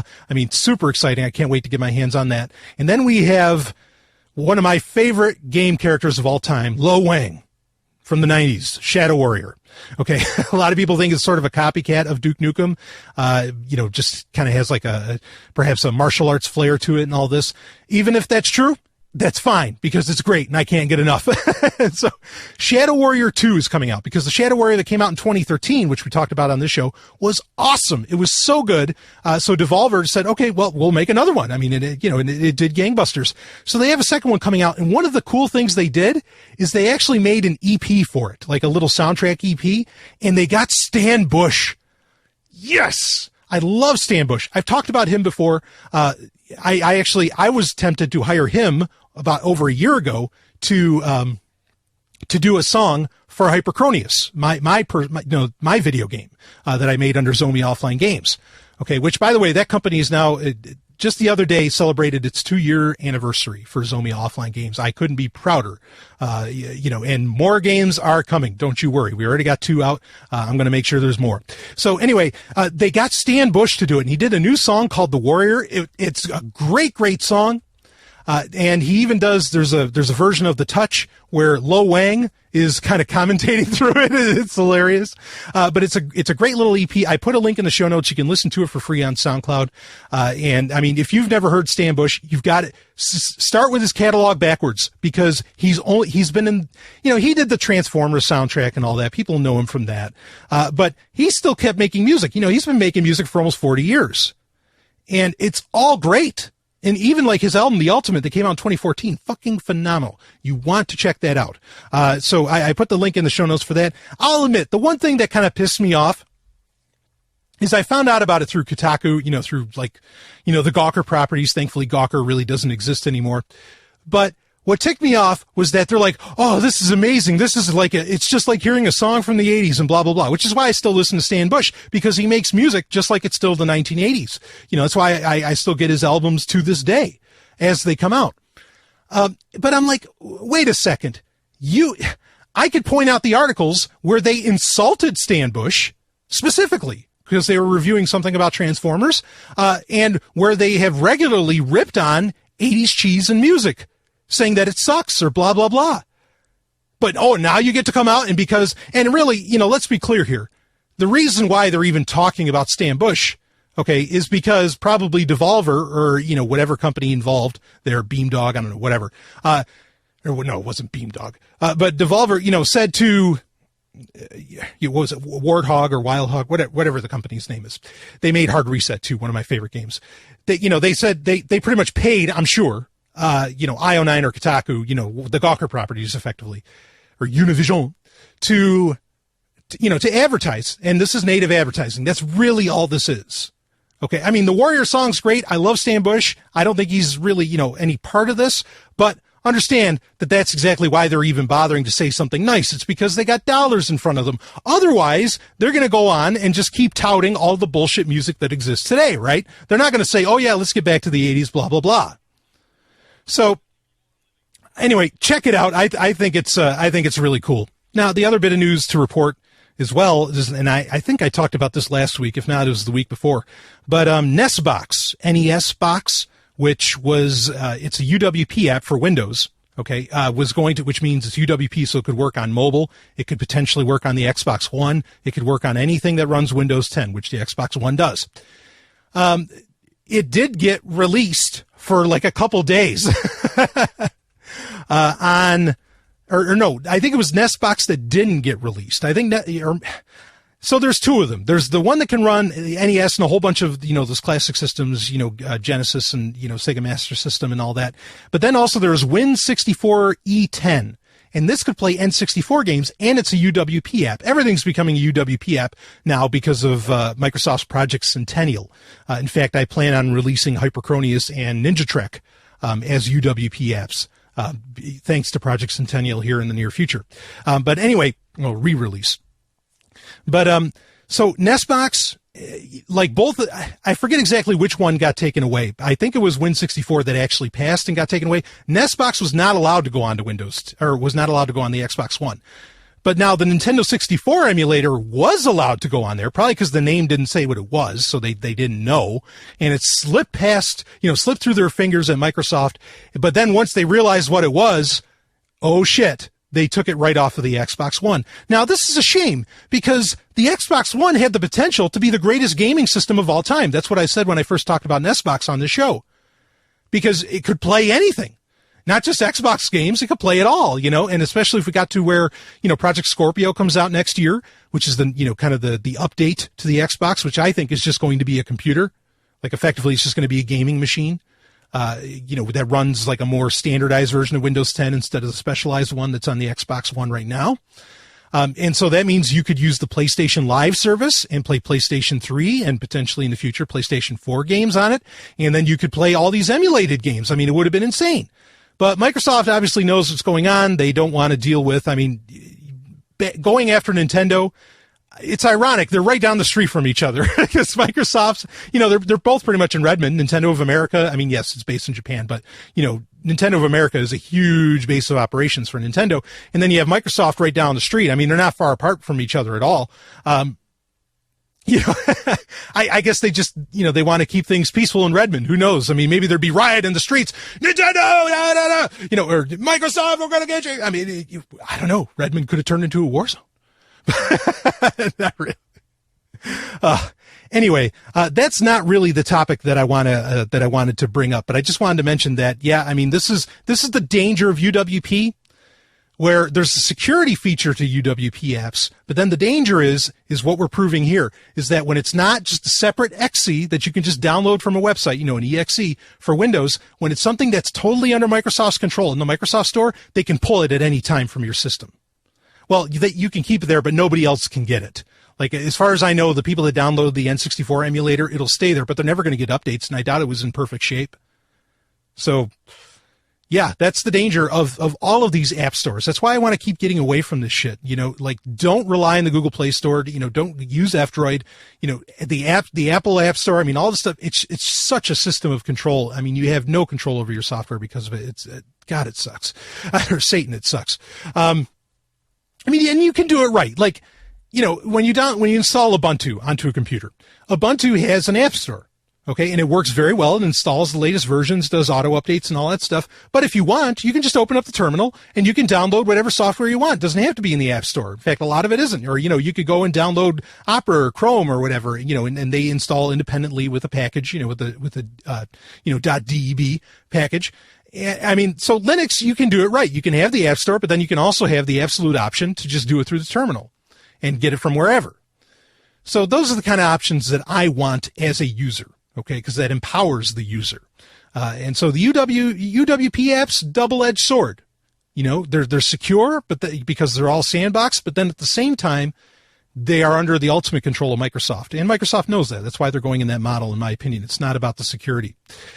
So the last bit I want to talk about that actually ticks me off here is a game from company Kabam, and it's Star Wars Uprising, which it was this mobile RPG, kind of action RPG game.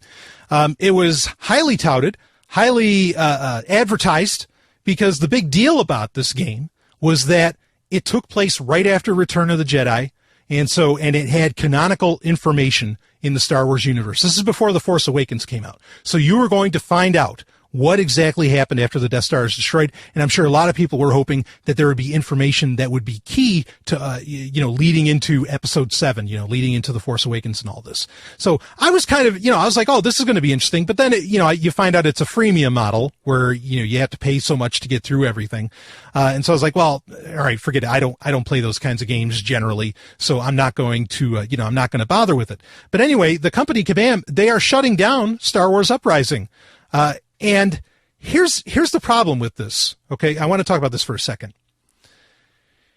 And this is why I hate these freemium games or these games that have no end. Give me a complete package, especially when it relates to this, because if it's a tie-in game, all right, there are, and I've talked about how you can do this right. Even if you did do it this way, we talked about The Matrix Online, to where it was a direct sequel, canonical sequel, written by the Wachowskis that gave you the rest of the story of what happens after Matrix Revolutions, which a lot of people didn't like Revolutions, so it was important, to kind of carry on the story afterwards. And the story's great. The story in The Matrix Online is phenomenal. Now, why can why can most people learn about the story of The Matrix Online? It's because you can download what's called a memory book, which is a PDF that explains the whole story. Even though this was a massive multiplayer game.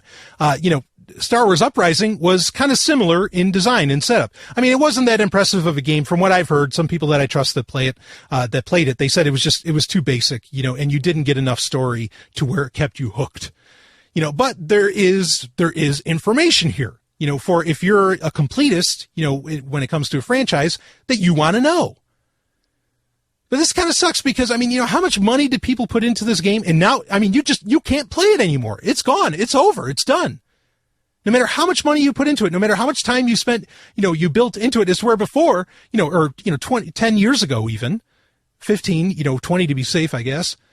You could store it onto a memory card and the memory card used to be the most valuable possession for any young person and even a lot of older people.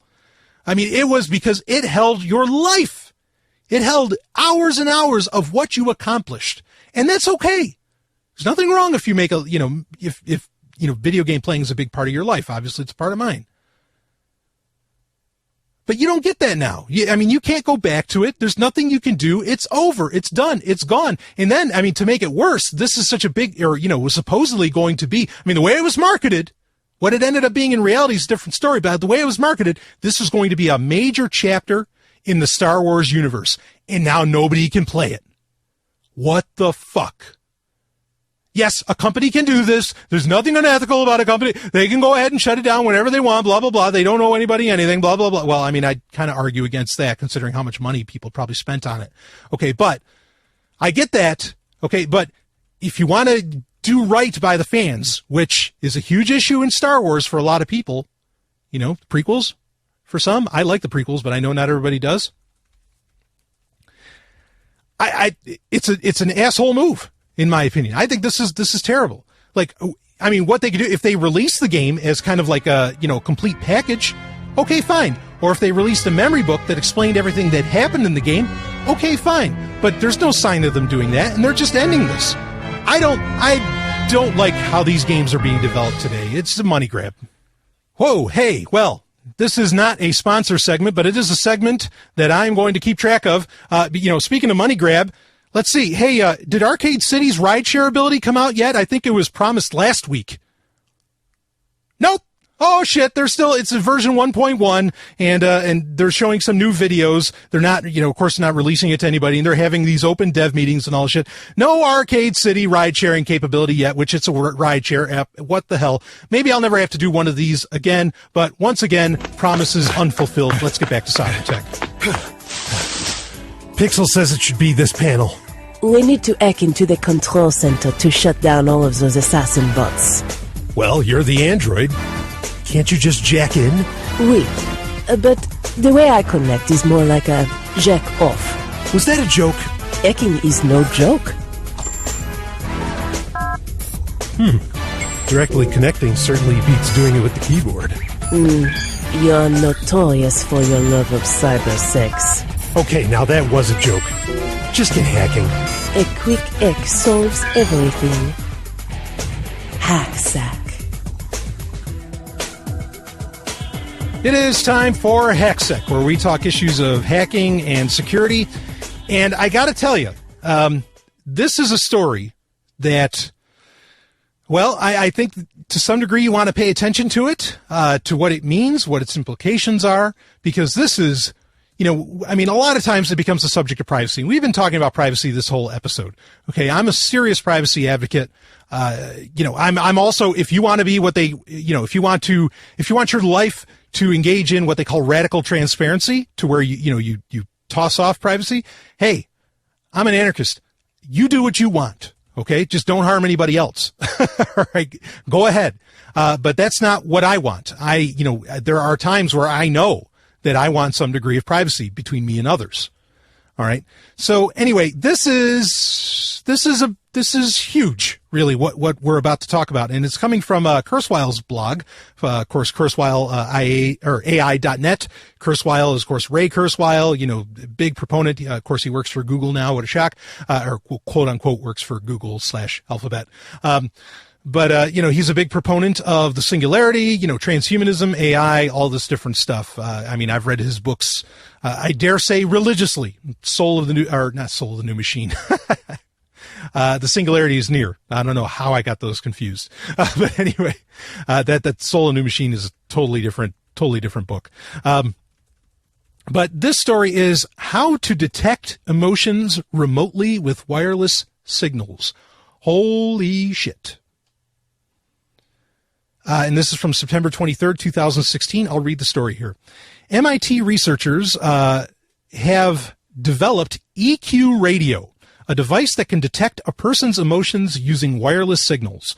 By measuring subtle changes in breathing and heart rhythms, EQ radio is 87% accurate at detecting if a person is excited, happy, angry, or sad, and can do so without on-body sensors, according to the researchers. MIT professor and project lead Denai Katabi of MIT's Computer Science and Artificial Intelligence Laboratory envisions the system being used in healthcare and testing viewers' reactions to ads or movies in real time. Because, if this technology is actually the real deal, I'm sure that's all it'll get used for. It's not like governments would ever abuse technology. No, of course not. Reading on. Using wireless signals reflected off people's bodies, the device measures heartbeats as accurately as an ECG meter, with a margin of error of approximately 0.3%, according to the researchers. It then studies the waveforms within each heartbeat to match a person's behavior to how they precisely acted in one of the four emotion states. The team will present the work next month at the Association of Computing Machinery's International Conference, blah, blah, blah, blah, blah.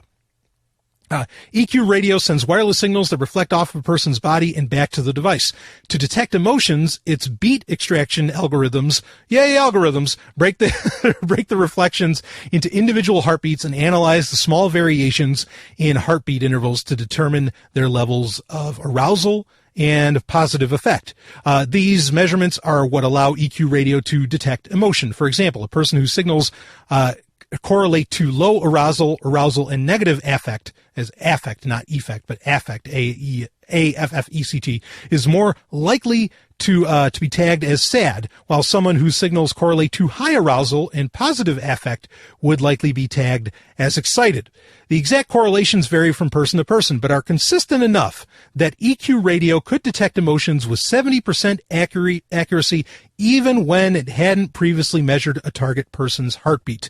In the future, it could be used for non-invasive health monitoring and diagnostic settings. So there's a little bit more about it within the story, and there's a whole video that talks about it. Link in the show notes for episode 195 of Sovryn Tech. So I'll be the first one to say this. Again, this is all being done within MIT. There has not been an independent scientific audit of any kind, or technology audit or anything like that. I think this is bullshit. I think that, I think they're trying. I think I think people at MIT are which is not far away. I think they're trying to develop this sort of thing. I think there's a lot of people very interested in it, including people at DARPA who have a very close relationship with MIT. I think governments would love this sort of thing. I think advertisers would love this sort of thing. I think corporatism, that unholy alliance between business and governments, which is exactly what we live in today. I mean, believe me, if you don't think Google is an arm of the state, I mean, just look at all the YouTube videos, made by YouTube to, promoting voting, or Facebook saying, oh, have you voted yet? Register to be a voter. Just use Facebook. I mean, that makes you an arm of the state, folks. That alone, I could go on. I mean, those are just the easy examples. This is corporatism, okay? I'm sure advertisers, the movie industry, all these different people would love this shit. How can we get people hooked a little harder? How can we, what scenes work best? And then let's try and make movies that, that bring in the most people instead of, creating the unorthodox ones that actually stand the test of time and eventually are widely appreciated, because of its unorthodoxy, not because it follows some formula that people think that art is supposed to follow, right? But whatever, I'm getting too much into the weeds with that. I don't think that this is real. Like I said, I think that people are developing, but I don't think this is ever going to work. I think the human condition is far too dynamic for this to in any way accurately portray something that, and again, I guess this is where it matters, where it could portray something that could be used against somebody in court. Okay. I mean, people are going to try, they're going to work on this. They're going to try and develop the shit. But let's be clear here. The numbers that they talked about, 87%, or, when it's more in the wild, 70% accuracy. Some people think that anything above 50 is good. I am not one of those people, because I know the wide variance, even in, a 0.0001% that can occur. Like, you can't base anything off. If you're not at 100%, you can't take it that seriously. You can maybe gauge it, use it as a little bit of a metric. And I could see, technology that takes advantage of EQ radio, to be used as like one more thing, perhaps, to track people, and to do whatever these companies that are just so crazy. They just want to know every little fucking thing about you. It's so insane. Nobody would build a bit. Well, never mind. I won't say that. But, I could see it being used as one more metric that people could grab. But this is not something I really, really don't think. Because, what happened is there's guys like David Brin and some others who said, oh, see, privacy is dead. It's all over. We can read your emotions now. No, bullshit. Bullshit. This is probably so easy to trick and to mask. I mean, yeah, the heartbeat, right? Oh, it's based off of the heartbeat, blah, blah, blah. You really can't trick that. Well, I'm pretty sure there's a way, that you could trick, what it's effectively using to read the heartbeat.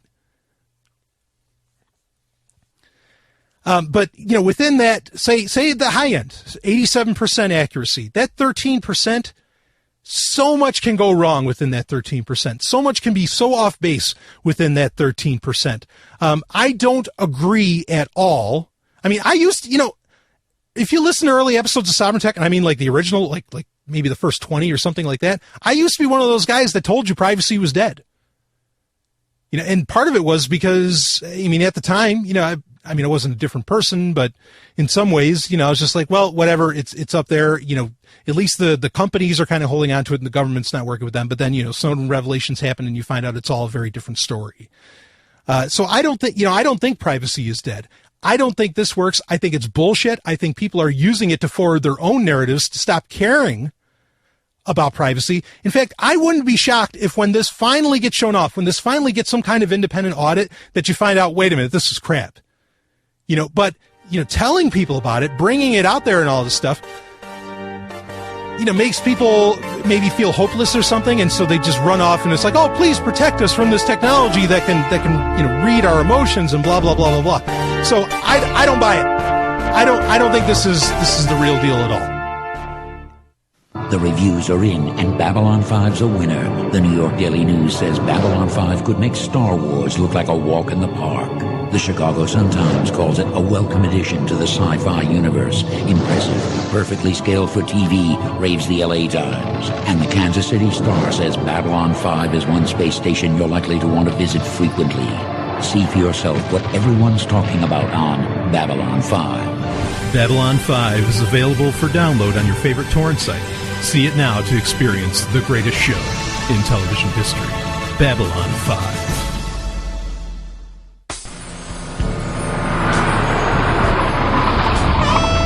Adelaide, why are we stopping? In the future, we have a custom. What's the custom? After a successful mission, a team usually has love, a ménage à trois, or orgy. Yeah, there's only two of us. I already contacted the others to come join us. I love women too. Whoa, Adelaide, you're beautiful, but you're an android. I am fully functional.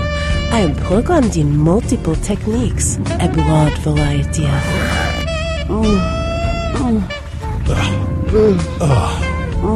Wow, I guess so. You did say you move fast.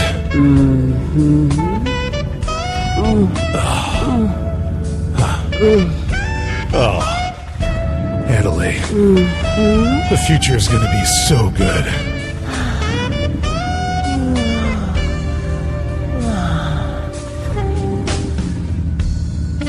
The climax.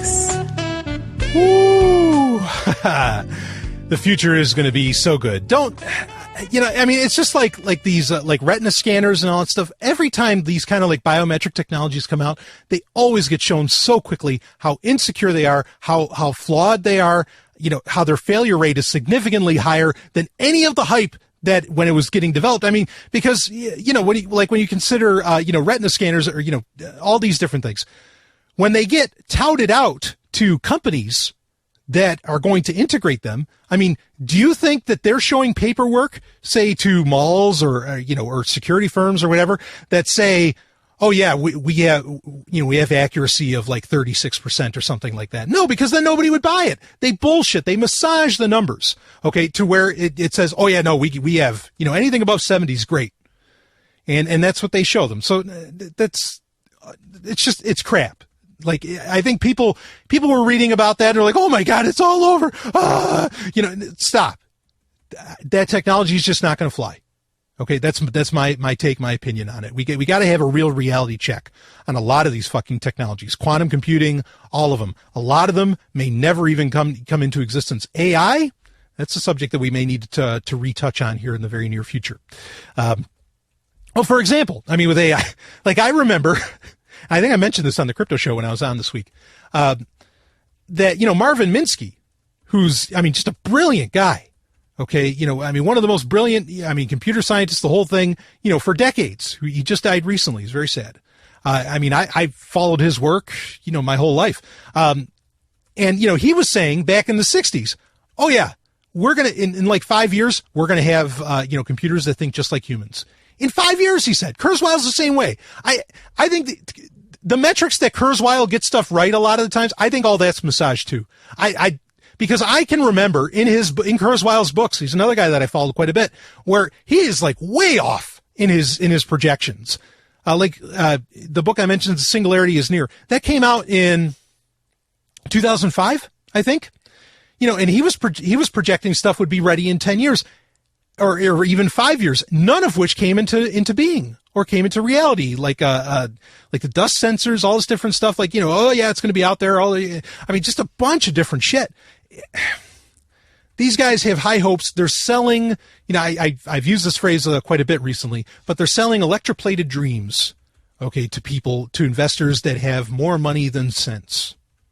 That's the reality of it, in my opinion.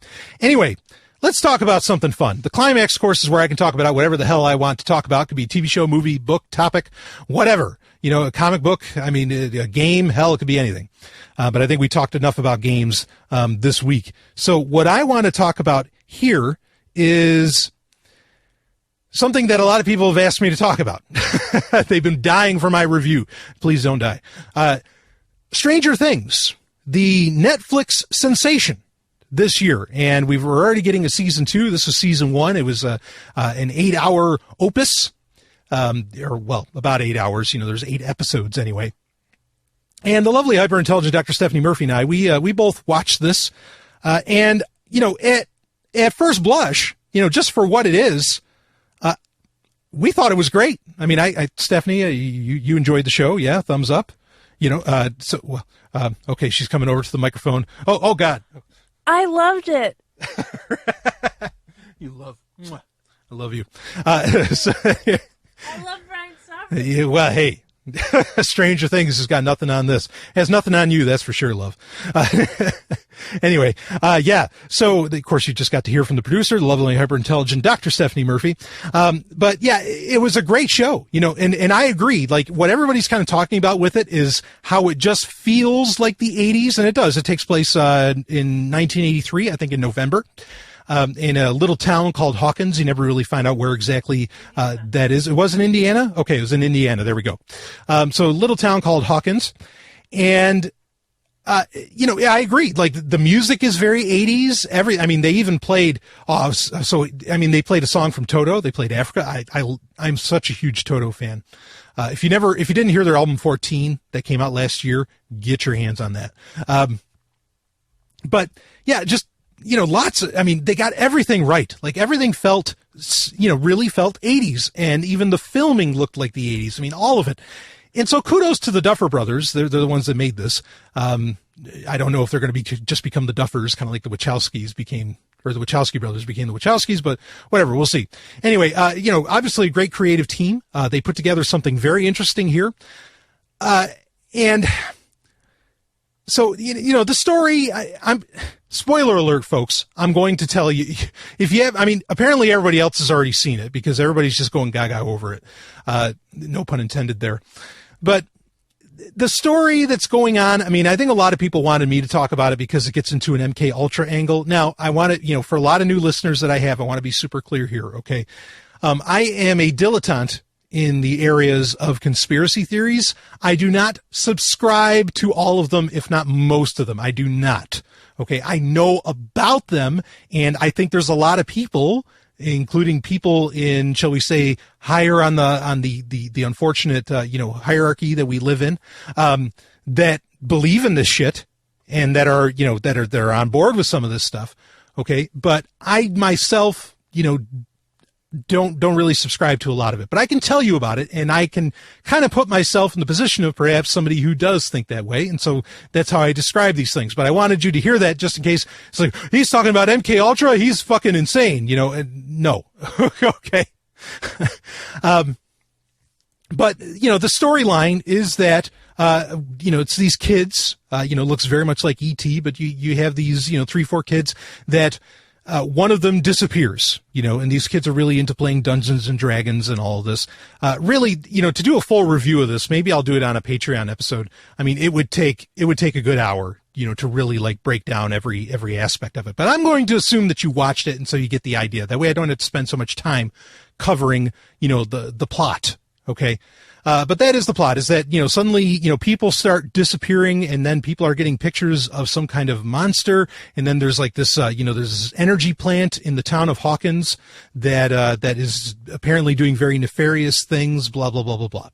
And then there's a sheriff that's trying to figure out the truth in all this. And there's a mother who's trying to find her son that everybody thinks is dead and got taken away, and all of this. So I'm going to assume that you've watched it, that's the basic gist. And so now I will kind of break down into it. I'm going to tell you, I don't think that this show, as good as it was, there are parts of the show that if it was being made with the mindset that I think it was being made, it's pretty sadistic. I didn't mention, again, I'm assuming you've seen it. I didn't mention the character of 11, who is this character that has all these telepathic and telekinetic powers that is supposedly a byproduct of the MK Ultra program and all this. And that's what it's all about, is the government's trying to get their hands on this young girl. They call her L in it, but 11 is kind of the full name because that's the number that's on her arm. Guessing she's number 11 of who knows how many other experiments, that they did. And they were using her to be able to hear across this alternative dimension, or this alternate dimension, that she could sneak in and hear what the Russians were saying, like that this was really all just like a giant surveillance program. That's what these mental powers were all about, blah, blah, blah. Or, maybe it was about something more. But I'll tell you, I think that in reality, this show was not about 11. The show was really about Nancy. And it's kind of twisted, and you don't notice it unless you actually know a lot about what is theorized MK Ultra was about. Okay, which gets into the, like the idea of programming, what they call trauma-based mind control. Programming agents that through those methods, where they do really like twisted things to people, to where they create multiple personalities within a person, and then that person can be activated whenever the government needs them and all this. If you've ever seen the movie American Ultra, that is MK Ultra, and that movie's twice as sick because that was saying that MK Ultra was a good thing. Like that's how that was playing it up, like that this is cool, like fucking with people's heads is a cool thing. Obviously it isn't, okay, but that's an example. If you want to see sort of what MK Ultra was kind of all about, check out that film. The film's not that good otherwise, but it's out there. So, and, I mean, it was a popular one. It had the woman from Twilight, I think, was in it, right? Maybe it was, I think it was the woman from Twilight that was in it. And the guy that played Lex Luthor in Batman versus Superman was in it as well. So, it was a high profile film. It's not some, independent thing. But anyway, I really think that the whole story was actually about Nancy, because a lot of the MK Ultra symbolism that you get, turning the, there's, oh man, see, you're going to have to go to, and I'll put a link in the show notes. You're going to have to listen to the series I did with Brett Venat, and Stephanie Murphy, of course, on, called Conspirathon that we did on the School Sucks Project to break into all of this. But it's really a lot about her because you're getting all the different aspects. Like one of the things with MK Ultra agents is that, they have different personalities. Like there's the alpha personality, which is the programming. Then there's the beta, personality, which is like the sex kitten programming, the really sexy programming and all this. And then there's, under that is Delta, which I think is the assassin. And then you have Gamma, which is like the psychic powers, which are represented by 11 in this show. Okay, but the thing is that the other and there's another one. There's Theta, which is like a self-destruct program, to where they kill themselves, which arguably 11 might have done, even though, well, let's wait for season 2. But the other aspects of it, of what happens to, how you create an MK Ultra agent, is displayed in Nancy's story, to where she gets kind of handled and seduced into, a sexual role with, with her boyfriend there was, Steve. Yeah, Steve, thank you. And you really get that with her. And you also see the assassin programming, like I mentioned, the Gamma programming. You see that, or the Delta, that's the Delta programming. You see the Delta programming come up because when Will's older brother in the story, was it Josh? I think it was Joshua, Jonathan. Yeah, Jonathan. Okay. So when Jonathan is like, he's, they're going to go after the Demogorgon. Okay. They're going to go after this, this faceless character and all this. He takes his dad's gun and he goes out and he, starts shooting stuff. He's a terrible shot, even though he's hunted before. But you give the gun to Nancy right away and she can instantly pop off the cans with the gun, like as if she was programmed to be a great shot. And there's other things, like there's the butterfly symbol, which, supposedly representative of Operation Monarch. And there's a point where, when Steve is trying to get her to come to his house. No, after they had sex. It's after they, no, I thought it was before.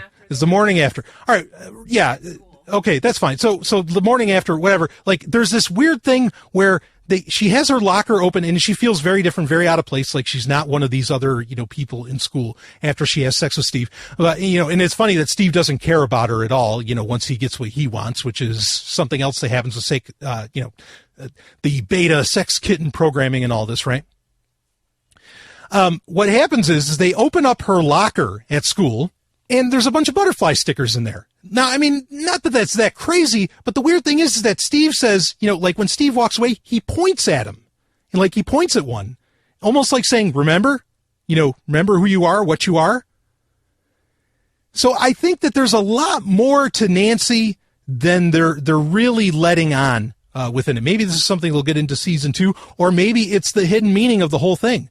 You know, because Nancy suddenly like, there's a point where even her character kind of turns, and that's another aspect of kind of like these MK Ultra agents, or alters as they call them, like where she's dressing very prim and proper, always wearing bright colors, you know, through like the first few episodes, and then suddenly she's wearing all black, you know, like all black, or she's wearing all dark colors after the fact, and she becomes like this total badass out of nowhere. So I think you're going to find out with Nancy that there's really something else going on. And I think her dad is also kind of an odd character. But that's another story. So overall, I mean, I just want to say, I thought the show was really good. I think there's a lot of hidden shit in there that maybe is meant to be seen, or maybe it's not, or, you know, maybe it's only meant to be seen by those that know. Again, I'm not saying I believe in any of that shit, but I think there's people that do. Okay, and those people like to make their own art. So I'm just putting that. That's how I'm going to say it. You know, if you want to go with the whole Umberto, was it Umberto Eco? I forget the name of his book now. That's terrible. Anyway, whatever. Okay, but that's there. So now I want to talk about something, you know, more of an